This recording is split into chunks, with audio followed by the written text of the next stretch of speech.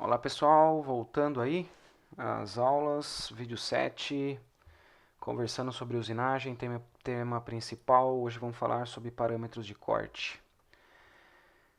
Algumas tabelas fazem parte para falar do assunto pertinente a parâmetros de corte.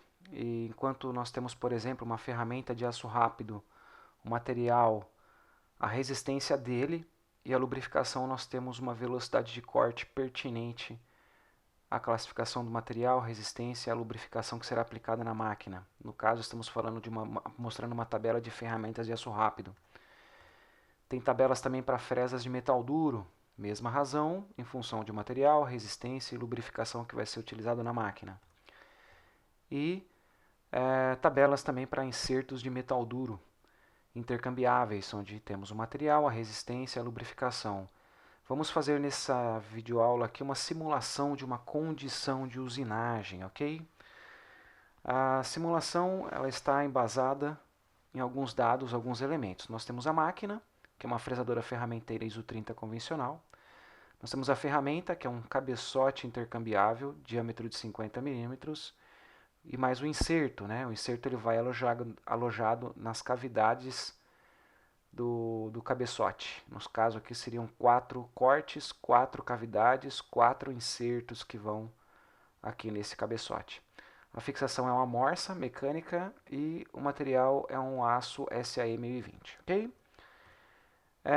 Portanto, nós temos já a máquina, nós temos o material, nós temos a ferramenta, nós temos a fixação. Agora precisamos dos parâmetros de corte para colocar os dados na máquina. Precisamos colocar os dados de RPM, velocidade de avanço e profundidade de corte, ok? E aí nós teremos uma condição de usinagem.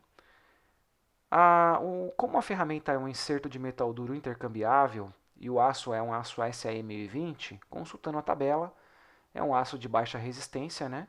O aço 1020 com baixa resistência, né? Em torno de 25 ROC de dureza. Nós temos um dado orientativo, tá? Os dados das tabelas são sempre orientativos.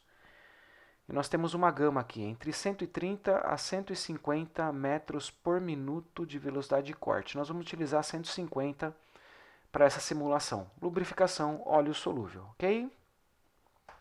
Vamos calcular então o RPM. RPM é a velocidade de corte, que nós colocamos já, encontramos na tabela, que é 150, vezes 318 dividido pelo diâmetro da ferramenta.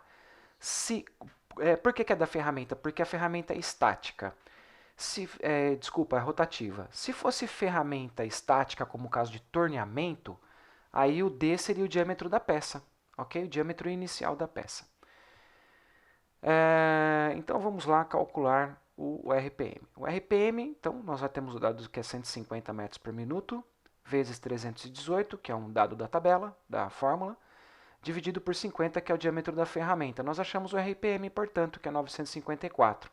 Esse dado pode ser arredondado para mais ou para menos. Aqui eu arredondei para mais, tá? Então nós achamos o dado de 1000 RPMs.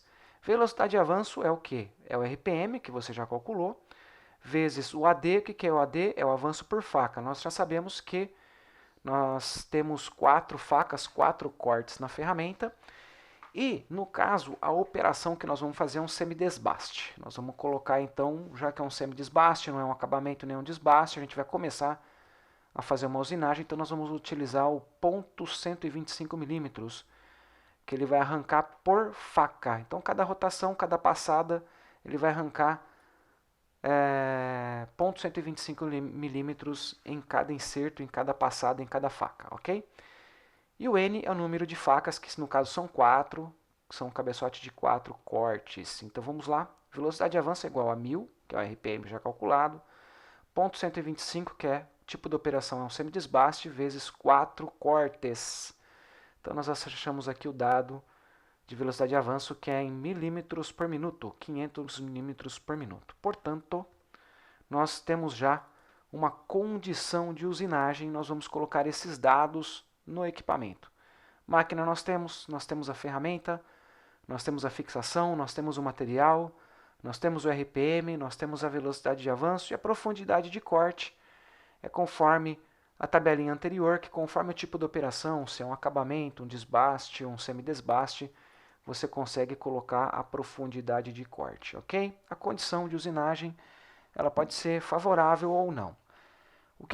Quando que é favorável? Quando níveis de ruído, cavaco se apresentam estáveis e desgaste de ferramentas se apresentam de forma natural. Quando nós temos muita vibração, cavacos se apresentando incandescentes, ferramentas se desgastando muito rápido, é porque a condição não está favorável.